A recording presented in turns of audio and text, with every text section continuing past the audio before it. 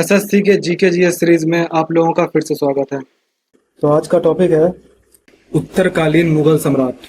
तो पहला है, बहादुर शाह प्रथम का वास्तविक नाम क्या था? तो मोहम्मद मुअज्जम। बहादुर शाह प्रथम को किस उपनाम से जाना जाता था?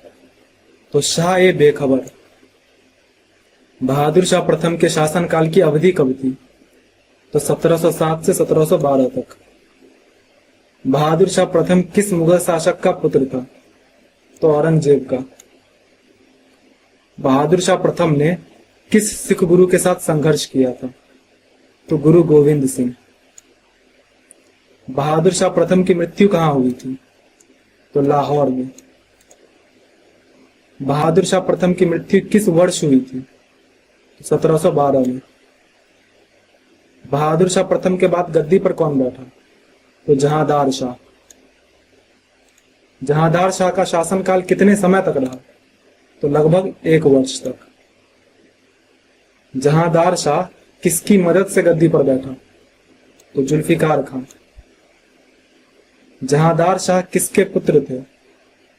तो बहादुर शाह प्रथम के। जहांदार शाह किसके प्रेम में पड़कर कुख्यात हुआ? तो लाल कुंवर के। जहांदार शाह ने किस नीति को अपनाया था? तो समझौते की नीति। जहांदार शाह की हार और हत्या किसके कारण हुई? तो सैयद बंधु के कारण। जहांदार शाह का शासनकाल किस वर्ष में समाप्त हुआ? तो 1713 में। जहांदार शाह के शासनकाल में किस प्रकार की आर्थिक स्थिति रही? तो अस्थिर और भ्रष्ट। बहादुर शाह प्रथम को किस नाम से भी जाना जाता था?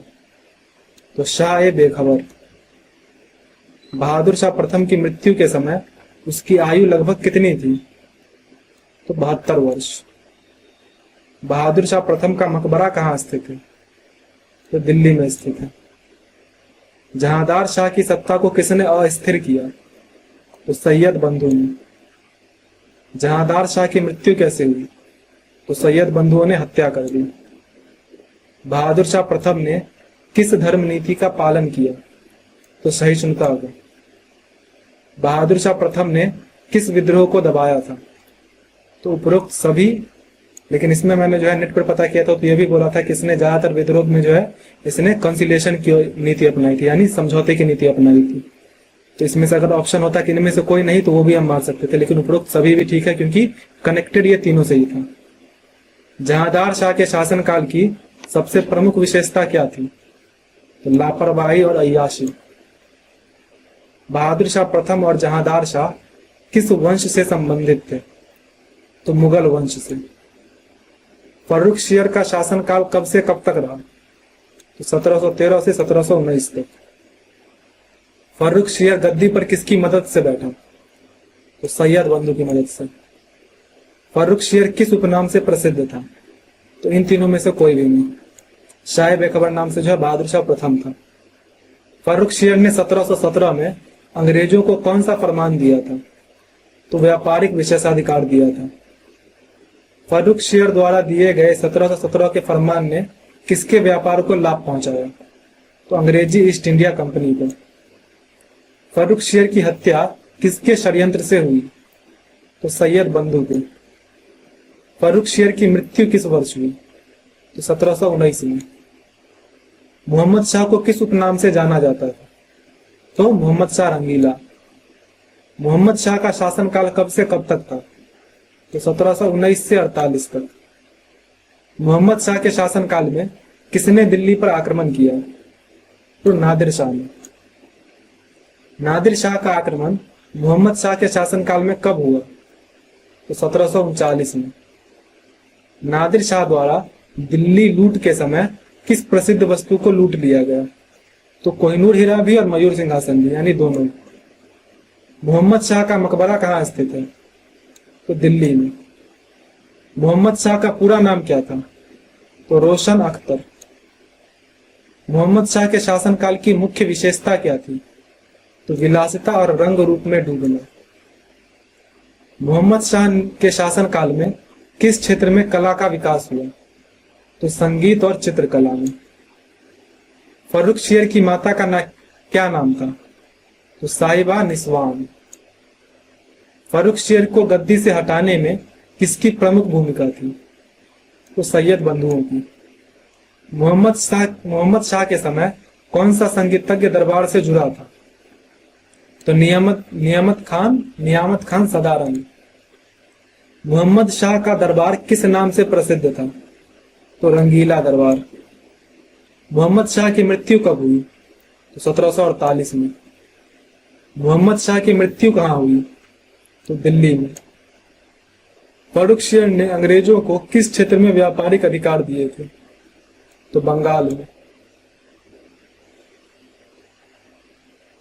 फर्रुखशियर की हत्या किस प्रकार की गई? तो गला घोटकर। फर्रुखशियर और मोहम्मद शाह किस वंश से संबंधित थे? तो मुगल वंश से, उत्तर मुगल सम्राट थे। नादिर शाह किस देश का शासक था? तो ईरान का। नादिर शाह ने भारत पर कब आक्रमण किया? 1739 में। नादिर शाह ने भारत पर आक्रमण किस मुगल शासक के समय किया? तो मोहम्मद शाह के समय।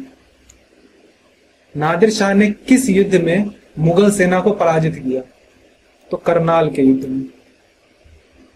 करनाल के युद्ध में नादिर शाह ने कितने समय में मुगलों को हराया? तो मात्र 3 घंटे में। नादिर शाह के दिल्ली पहुंचने पर कौन सा नरसंहार हुआ? तो चांदनी चौक नरसंहार। दिल्ली में नादिर शाह ने किस वस्तु को लूट लिया?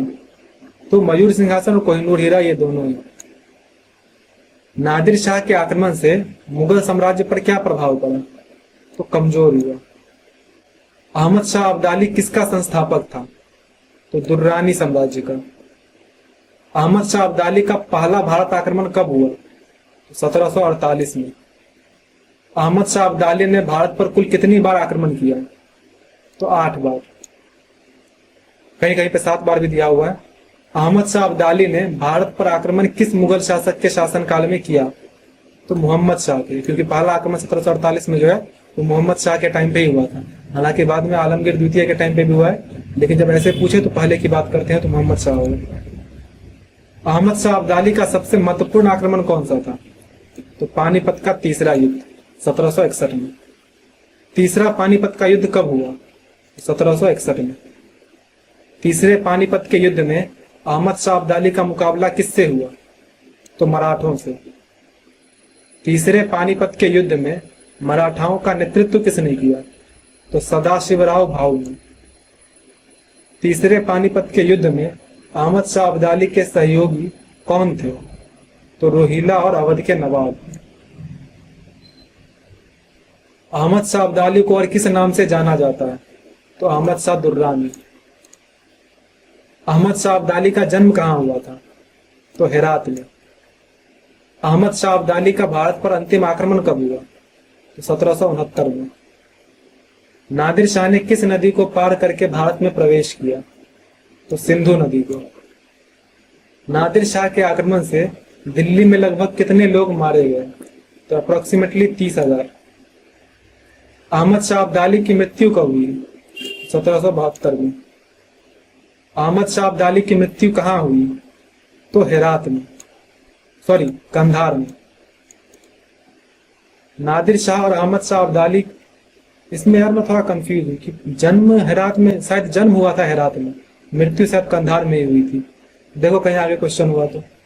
नादिर शाह और अहमद शाह अब्दाली के आक्रमणों का भारत पर क्या परिणाम हुआ? तो मुगल साम्राज्य का पतन तेज हो गया। शायद ये क्वेश्चन मैं जो है जन्म वाला पहले देखा हूं। हाँ, जन्म हुआ था हेरात में और मृत्यु हुई है तुम्हारा कंधार में। हाँ सही। तो नादिर शाह और अहमद शाह अब्दाली के आक्रमणों का भारत पर क्या परिणाम हुआ? तो मुगल साम्राज्य का पतन तेज हो गया। आलमगीर द्वितीय का वास्तविक नाम क्या था? तो अजीजुद्दीन। आलमगीर द्वितीय का शासनकाल क्या था? तो 1754 से 59। आलमगीर द्वितीय की हत्या किसने करवाई थी? तो इमादुल मुल्क ने। शाह आलम द्वितीय का वास्तविक नाम क्या था? तो अली गौहर। शाह आलम द्वितीय का शासनकाल कब से कब तक था? तो 1759 से 1806 तक। शाह आलम द्वितीय किस प्रसिद्ध युद्ध से जुड़ा हुआ था? तो बक्सर के युद्ध से। बक्सर का युद्ध कब लड़ा गया था? तो 1764 में। बक्सर के युद्ध में शाह आलम द्वितीय किनके साथ थे? तो शुजाउद्दौला और मीर कासिम के साथ। बक्सर के युद्ध के परिणाम स्वरूप अंग्रेजों को क्या अधिकार मिला? तो दीवानी अधिकार मिले। शाह आलम द्वितीय ने अंग्रेजों को कौन सा क्षेत्र दीवानी के रूप में सौंपा? तो बंगाल, बिहार और उड़ीसा। अकबर द्वितीय का शासनकाल कब से कब तक था? तो 1806 से 37। अकबर द्वितीय के शासनकाल में किस संगठन की स्थापना हुई? तो ब्रह्म समाज की। अकबर द्वितीय ने राजा राम मोहन राय को कौन सा खिताब दिया था? तो राजा का। बहादुर शाह जफर का वास्तविक नाम क्या था? तो अबू जफर सिराजुद्दीन। बहादुर शाह जफर का शासनकाल कब से कब तक था? तो 1837 से 1857। बहादुर शाह जफर किस आंदोलन से जुड़ा हुआ था? 1857 के विद्रोह से। 1857 के विद्रोह में बहादुर शाह जफर की क्या भूमिका थी? तो वो नाम मात्र का नेता था। बहादुर शाह जफर को 1857 के विद्रोह के बाद कहां निर्वासित किया गया? तो रंगून में। बहादुर शाह जफर की मृत्यु कब हुई? तो 1862 में। बहादुर शाह जफर की मृत्यु कहां हुई? तो रंगून में। शाह आलम द्वितीय को किस प्रसिद्ध वाक्य से जोड़ा जाता है? तो इसके साम्राज्य के बारे में कहा जाता था कि उसका साम्राज्य जो है वो दिल्ली से पालम तक है। पालम जो है वो दिल्ली से थोड़ी ही दूरी पे स्थित है, तो इसलिए मतलब इनडायरेक्टली ये कहा जा रहा था कि इसका साम्राज्य बहुत छोटा है। शाह आलम द्वितीय को किसने अंधा कर दिया था? तो गुलाम कादिर ने। अकबर द्वितीय ने अंग्रेजों को भारत में किस रूप में स्वीकार किया? तो संरक्षक के रूप में। बहादुर शाह जफर की किस कला में निपुण थे? तो कविता में। बहादुर शाह जफर की कब्र कहाँ स्थित है? तो रंगून में। इस तरह से तुम्हारा उत्तरकालीन मुगल सम्राट समाप्त होता है। आपका जो भी स्कोर हुआ कमेंट कर दीजिए एंड मिलते हैं नेक्स्ट वीडियो में।